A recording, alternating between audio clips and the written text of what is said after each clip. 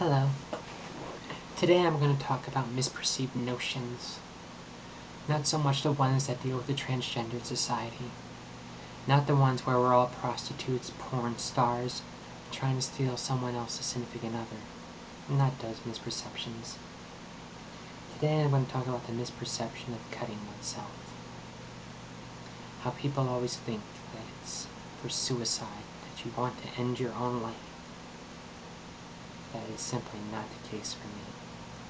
I cut myself not to end my life, but to save my life. And I know you're thinking, this doesn't make sense.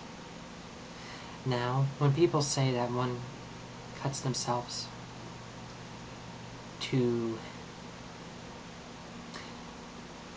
for a desperate cry for help, that I could believe.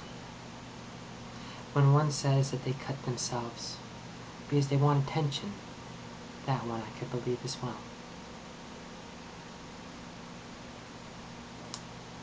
When I used to cut myself, I never did it here or here, nowhere obvious. I always used to wear short-sleeved shirts, so I would never cut myself somewhere where it would be noticeable. When I cut myself, it was on my leg, and never majorly, just a couple nicks here and there, just enough to feel. Because at that point in my life, I didn't feel. I walked through life numb, cold, indifferent. I walked through life thinking that it was a television show, that it was a fraud, that life was a hoax put on for my amusement. Something that I wasn't even truly a part of. I was simply a spectator, watching it all ravel before me. And this actually was good. I originally went numb to prevent myself from feeling pain, hurt, sorrow. The only thing people never really tell you about when you go numb is that when you do go numb, you do prevent yourself from feeling pain and sorrow. But you also stop feeling joy, happiness, and all those other little emotions as well. I've spent most of my life mastering how to control my emotions. And it's so easy with testosterone as well. So easy to rationalize, objectify everything, put it in neat little compartments in your own subconscious.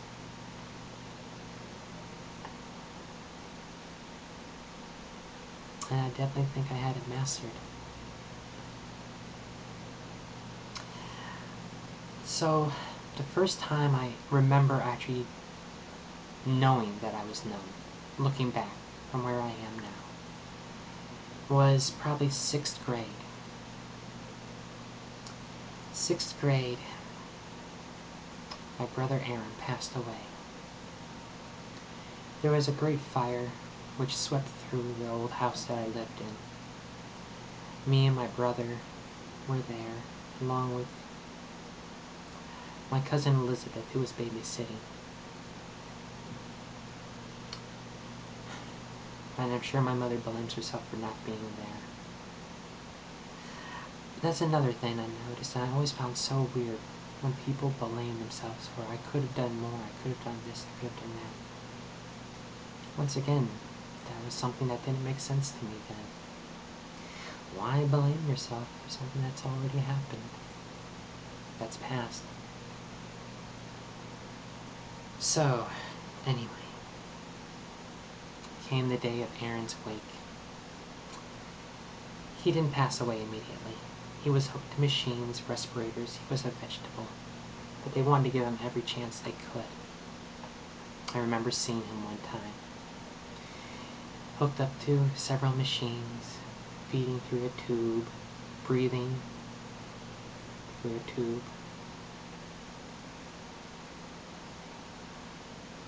And I felt nothing then. And I can remember actually going to his wake and watching everyone cry and sob. And I was wondering why. Why is everyone acting this way? It makes no sense. That's the first time looking back that I realized that I knew right from where I am now, looking back. That's the first time I knew I was numb. And I went through many, many years like that. Numb. So what's this have to do with cutting oneself? Well, when you go through life not feeling anything, every so often you need a reality check. Because if you don't get a reality check, you end up starting to think about what would happen if I took one additional step off of a building. And, you know, it's not really the fall that kills you, it's just a sudden stop. And would it really be so bad? It would be quick. My body would probably go into shock logically. It probably wouldn't even register until the point when I was dead. I'm only taking up space anyway. I have nothing to contribute to society.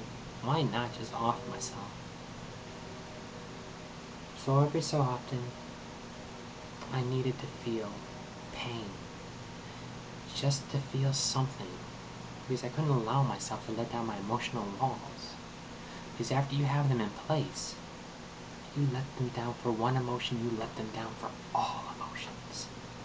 And that simply cannot be done. And every so often, an emotion slipped here and there, got in.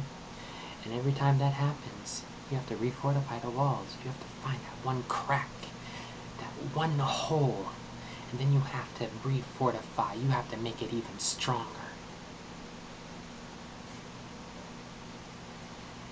I know people that are still like that, and totally happy that their life is that way. I just kind of smirk, and I laugh at them. Because although they think they're impenetrable, that they're wearing Teflon 24/7, they don't know what they're missing. They don't know what they're not experiencing. Because yeah, I experience pain now, fear and sorrow. But I experience so many other things too.